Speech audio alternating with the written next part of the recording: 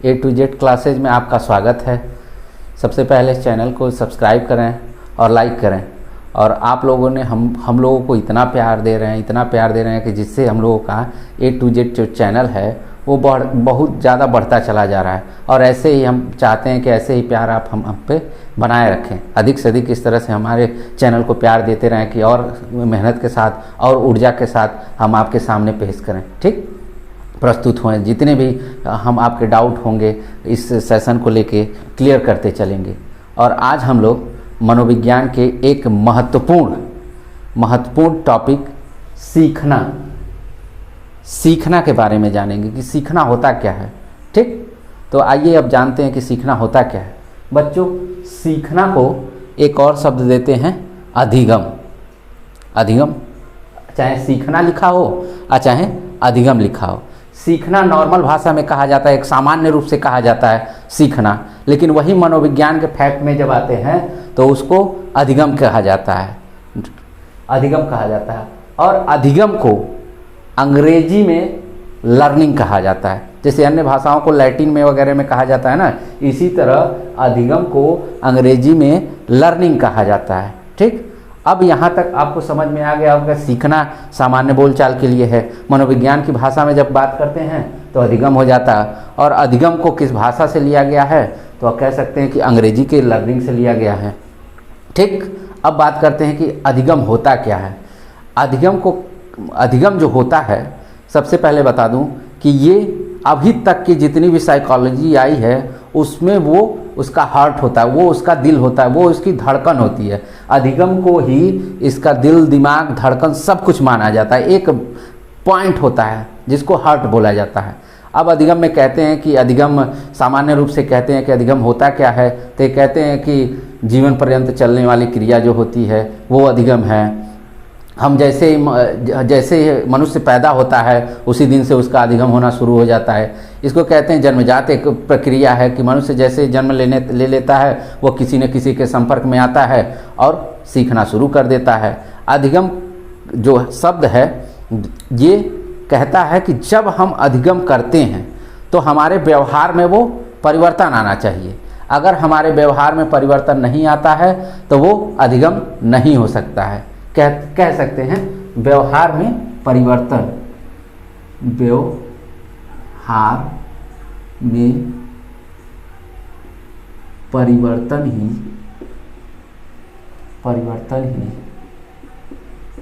अधिगम है।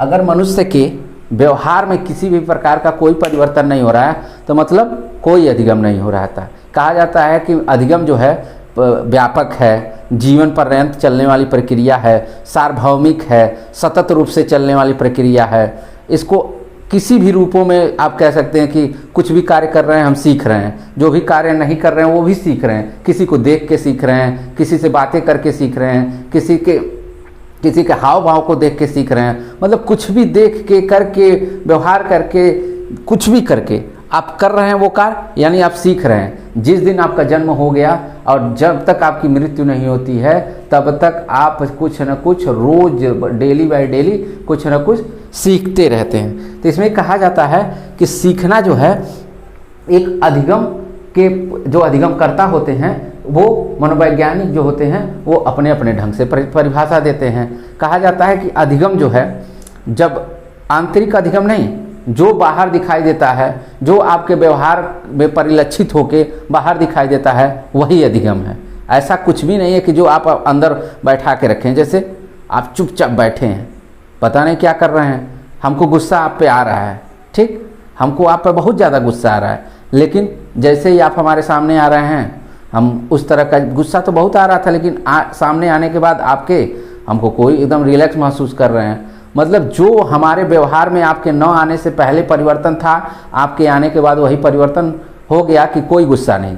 मतलब यही चीज़ है कि व्यवहार में आपका परिवर्तन होता रहता है। सामान्य भाषा में कहते हैं कि बालक जब किसी अन्य लोगों के संपर्क में आता है तो अब क्यों, क्या, कैसे का वो प्रश्न करना शुरू करता है कि क्या हो रहा है, कैसे हो रहा है, क्यों हो रहा है, तो वो भी एक अधिगम है। इस तरह से ये सामान्य रूप से भाषा में कहते हैं। लेकिन हम लोग क्या पढ़ते हैं? साइकोलॉजी।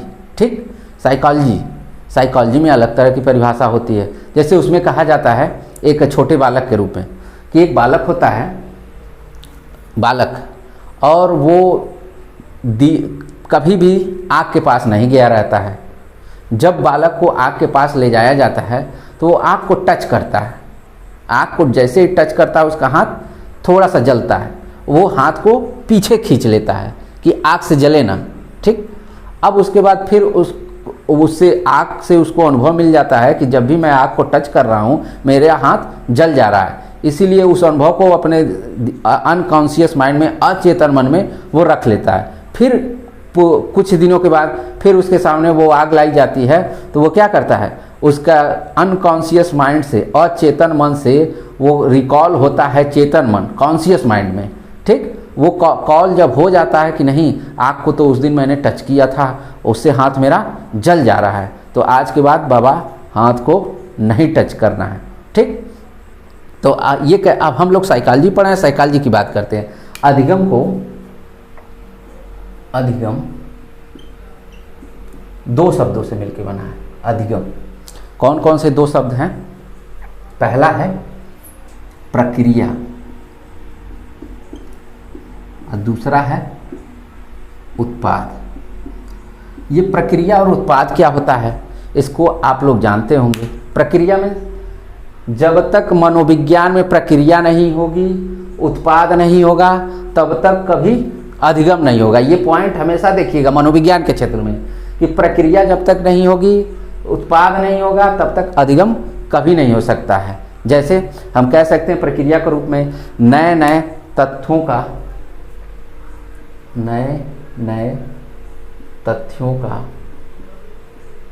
ग्रहण, नए नए तथ्यों को हम ग्रहण करते हैं, ठीक। नए नए जब तथ्य हम ग्रहण करते हैं तो हमारे अंदर क्या आता है, जब नई नई चीज़ें हम जानेंगे, सब कुछ नई नई चीज़ें हमारे सामने आएगी तो हमारे व्यवहार में क्या आएगा, परिवर्तन। इसको कह सकते हैं उत्पाद मीन्स व्यवहार में परिवर्तन। जब नई नई चीज़ें जान लेंगे हम कि क्या चीज़ें किस तरह से क्या हो रही हैं, तब हमारे अंदर क्या आएगा, व्यवहार में परिवर्तन है। और यही व्यवहार में परिवर्तन क्या कहलाएगा, अधिगम कहलाता है। यहाँ तक आप लोगों को समझ में आ गया, ठीक। अब बात करते हैं कि अधिगम का, जो लोग कहते हैं कि अधिगम किस किस रूपों में होता है, किस तथ्यों में होता है। तो व्यवहार, सबसे पहले एक बात मैं कर लूँ कि व्यवहार का नाम सुने होंगे, बहुत ही इंपॉर्टेंट चीज़ है। बार बार इस अधिगम में वो शब्द आएगा कि व्यवहार। तो जो अधिगम है उसको व्यवहार में, व्यवहार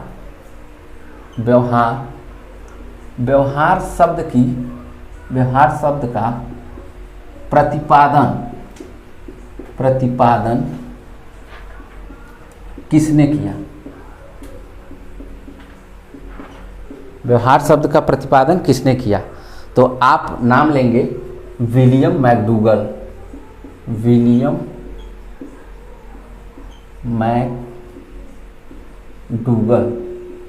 इनकी एक पुस्तक है outline of psychology, outline in psychology. इस पुस्तक में इन्होंने बताया कि व्यवहार शब्द का सबसे पहले इन्होंने प्रतिपादन किया गया, लेकिन व्यवहारवाद का जनक, यही कंफ्यूज होने वाली चीज़ थी, इसमें बार बार व्यवहार का नाम आ रहा था, इसलिए मैंने इस चीज़ को रख लिया कि व्यवहार शब्द का प्रतिपादक विलियम मैकडूगल, लेकिन व्यवहारवाद के जनक कौन है? आप लोग जानते होंगे व्यवहारवाद के जनक किसे कहा जाता है? आप जानते होंगे, जेबी वाटसन। जेबी वाटसन का नाम सुने हैं? कहता है कि मुझे एक बालक दे दो, मैं उसे इंजीनियर, डॉक्टर, चोर, डाकू कुछ भी बना सकता हूँ। तो ये व्यवहारवादी हैं। इन दोनों शब्दों में कंफ्यूज मत होइएगा। व्यवहारवाद बहुत सारे शब्द आते हैं तो सबसे पहले लोग जानते हैं कि वाटसन ने खोज किया इसकी, इस तरह के, लेकिन नहीं, शब्द की बात करेगा तो आप विलियम मैकडूगल, अगर पूछे कि विलियम मैकडूगल की कौन सी पुस्तक है तो आप नाम बता सकते हैं। इसको बुक लिख लीजिए, बुक। इस किताब का नाम बता सकते हैं आउटलाइन इन साइकोलॉजी से, ठीक। अब बात करते हैं कि अधिगम होता किस तरह से है। तो कहते हैं एक सहज क्रिया है, एक प्रतिक्रिया है और एक अनुक्रिया है। ये तीनों, ये साइकोलॉजी में सबसे इम्पॉर्टेंट तथ्य हैं सीखने के अंदर कि एक कैसा होता है। तो सहज क्रिया, आप सहज क्रिया कैसे करते हैं? जैसे आपको भूख लगती है, लगती होगी, शायद आप लोगों को ना लगती हो, मुझे लगती है, आप लोगों को भी लगती है। चलिए ठीक है, जब सबको भूख लगती है तो ये सहज क्रिया, ये क्या होता है? जन्मजात होता है, जन्मजात होता है। प्रतिक्रिया, प्रतिक्रिया क्या होती है? जैसे हमने आपको कुछ कहा, जैसे मैंने कहा गुड मॉर्निंग, आप मुझे क्या करते हैं? Good morning. मतलब मैंने आपसे कुछ कहा गुड मॉर्निंग, तो आप भी मुझे गुड मॉर्निंग विश कर रहे हैं। तो ये प्रतिक्रिया है। किसी को किसी ने थप्पड़ मारा, फिर उसने भी उसको थप्पड़ मार दिया, तो ये क्या हुई? प्रतिक्रिया। तो क्रिया के बदले की गई क्रिया, इसको कह सकते हैं क्रिया के बदले की गई क्रिया, मतलब क्रिया के बदले जो क्रिया। अब अनुक्रिया क्या होती है? अनुक्रिया, जो हम रिस्पॉन्स करते हैं, इन दोनों के मिलने के बाद जो हम रिस्पॉन्स करते हैं वो हमारी अनुक्रिया होती है। कहते हैं उद्दीपक, उद्दीपक के प्रति की गई क्रिया, की गई क्रिया। अब ये आपको उद्दीपक नहीं समझ में आ रहा हो, उद्दीपक को कह सकते हैं लक्ष्य, लक्ष्य। अब आपको समझ में आ गया होगा कि उद्दीपक क्या होता है। ये कह रहा है कि उद्दीपक के प्रति की गई क्रिया, मतलब हम कोई अपना लक्ष्य बना लेते हैं कि हमको आईएएस बनना है, ठीक। जब हम अपना उद्दीपक हमारा क्या है, अब यहाँ पे आईएएस बनना है। अब आईएएस हमको बनना है तो उसके लिए क्या करना पड़ेगा? उस तरह की आईएएस बनने के लिए उस तरह की क्रिया करनी पड़ेगी ना। तो उस क्रिया को हम क्या कह सकते हैं कि भाई उस तरह की पढ़ाई करनी पड़ेगी, प्री एग्ज़ाम देना पड़ेगा, प्री एग्ज़ाम में पास होना पड़ेगा, मेंस एग्ज़ाम देना पड़ेगा, मेंस एग्ज़ाम को भी क्लियर करना पड़ेगा, वाइवा देना होगा, वाइवा को भी क्लियर करना पड़ेगा, तब जाके ये तीनों प्रक्रिया से गुजरने के बाद आईएएस हम बन सकते हैं। तो ये आपका आईएएस बनना उद्दीपक हुआ, IAS। आ गया समझ में, ठीक। अब हम कहते हैं कि हमारा जो व्यवहार होता है कुछ रूपों में अस्थायी होता है, कुछ रूपों में अस्थायी होता है। तो हम पहले अस्थायी चीज़ों को जान लेते हैं कि अस्थायी व्यवहार हमारा क्या होता है। अस्थायी व्यवहार, अस्थायी व्यवहार वो होता है जिसके कारण हमारे व्यवहार में कभी भी परिवर्तन नहीं होता है। हमारा अस्थायी व्यवहार के कारण हमारे व्यवहार में कभी परिवर्तन नहीं होता है। जो चीज़ें हमने जिस रूप में सीख ली वो रूप उसी रूप में वो चलता रहता है। जैसे कह सकते हैं कि सीखने के लिए अभ्यास, शब्द पे ध्यान दीजिएगा, ये शब्द होना चाहिए, प्रशिक्षण और अनुभव। ये तीनों जब शब्द आपको दिखाई दे रहे हैं, जो इनके माध्यम से हमारे व्यवहार में अस्थायी परिवर्तन होता है। इन तीनों के माध्यम से हमारे व्यवहार में क्या होता है? अस्थायी, मतलब जो चीज़ें हम सीख लेंगे वो चीज़ें हमारे लिए अस्थायी रहेंगी। अस्थायी परिवर्तन ये कभी बदलने वाला नहीं है। ये चीज़ें ध्यान रहे आप लोगों को। अभ्यास क्या होता है? आप लोग बीएड किए हैं, जब बीएड किए हैं तो आप लोगों ने लेसन प्लान बनाया होगा, और आसान कर दे रहा हूँ, आप लोगों ने लेसन प्लान बनाया होगा। तो लेसन प्लान में किस तरह से कैसे कैसे आप लोग काम किए होंगे। तो इसको कहते हैं प्रशिक्षण को ज्ञानात्मक, ज्ञानात्मक, ठीक। अनुभव को क्या कहते हैं? भावात्मक, ठीक। और अभ्यास को कहते हैं अनुप्रयोगात्मक। इन रूपों में हम इसको जानते हैं, ठीक। अब ये सारी चीज़ें हैं कि अभ्यास जब तक नहीं होगा तब तक हम काम नहीं कर पाएंगे। प्रशिक्षण जब तक हमको नहीं मिल पाएगा उस चीज़ को हम बेहतर से बेहतर नहीं कर पाएंगे, और इन दोनों से मिलके हम लाभ नहीं उठा पाएंगे, ठीक। अब ये चीज़ें आप लोग, अभ्यास क्या चीज़ है? हम रात को सीढ़ी पर से उतरते हैं, अंदर लाइट के लाइट जल रहा है, हम उसके एक बार उतर गए, लाइट जलते हुए हम उतर गए, फिर अपने ही सीढ़ी पे, दूसरे के नहीं, रोज़ उतर रहे हैं, रोज़ उतर रहे हैं। एक समय लाइट चली गई, लाइट चली गई, क्या अपनी सीढ़ी से उस तरह से उतर नहीं सकते हैं?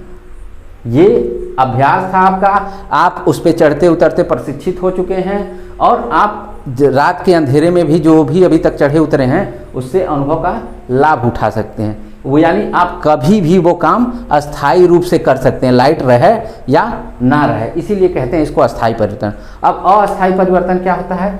परिपक्वता, परिपक्वता, बीमारी, थकान, ये अस्थायी है, अस्थायी, ये अस्थायी परिवर्तन है। अब इसको अस्थायी परिवर्तन क्यों कहते हैं? क्योंकि जब तक आप छोटे हैं तो आपके सीखने की दर कुछ और है, आप थोड़े से और बड़े हुए, आपकी सीखने की दर, आप कक्षा 1 में हैं,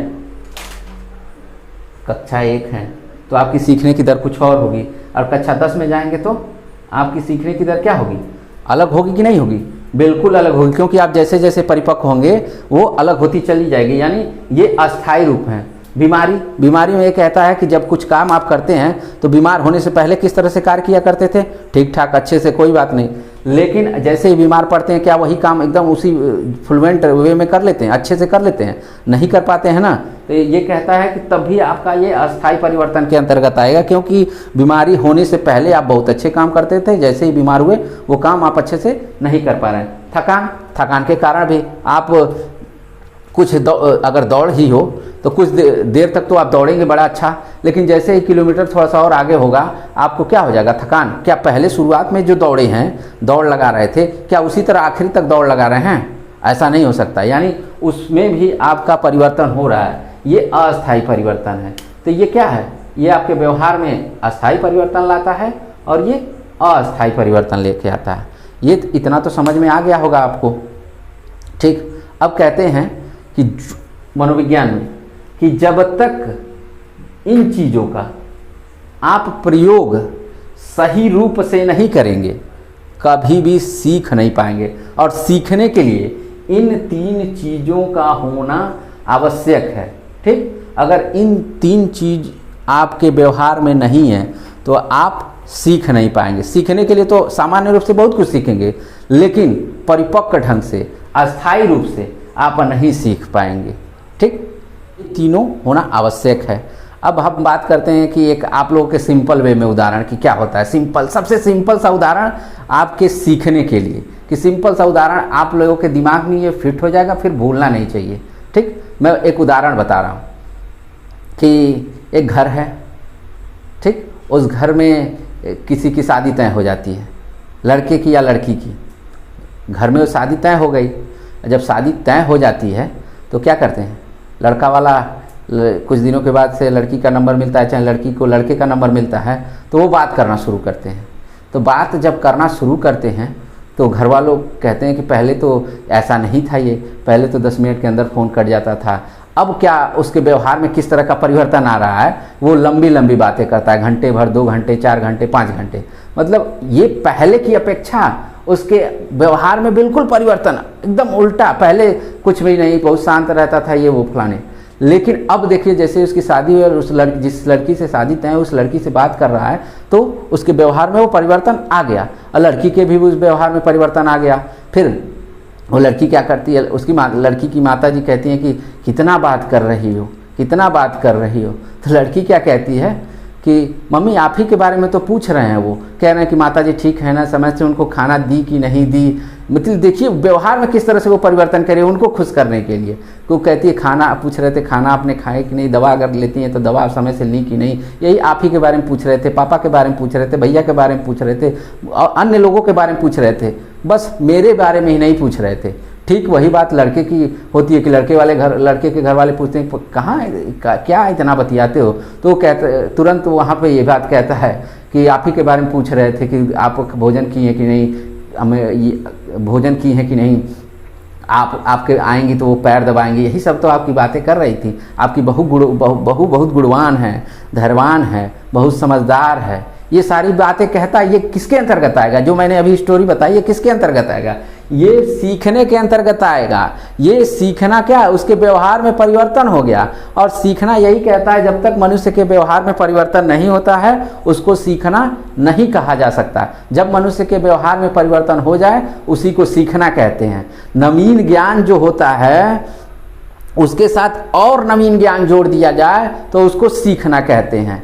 ठीक, बाह्य रूप से हमको जो दिखाई दे रहा है परिवर्तन, अंतर के रूप में बहुत चुपचाप बैठे हैं, लेकिन जब तक हम उसको व्यक्त नहीं करेंगे तब तक हमारा वो सीखना सफल नहीं होगा। हम बहुत ज्ञानी हूँ, लेकिन हम उसको अभिव्यक्त ना कर पाएँ तो वो कोई कुछ भी हम नहीं सीखे हैं। हम अपने तक सीमित रखें, कोई कुछ नहीं सीखे। हम सीखने का मतलब हम अपने सीखे हैं तो अगले वाले को भी सिखाएंगे।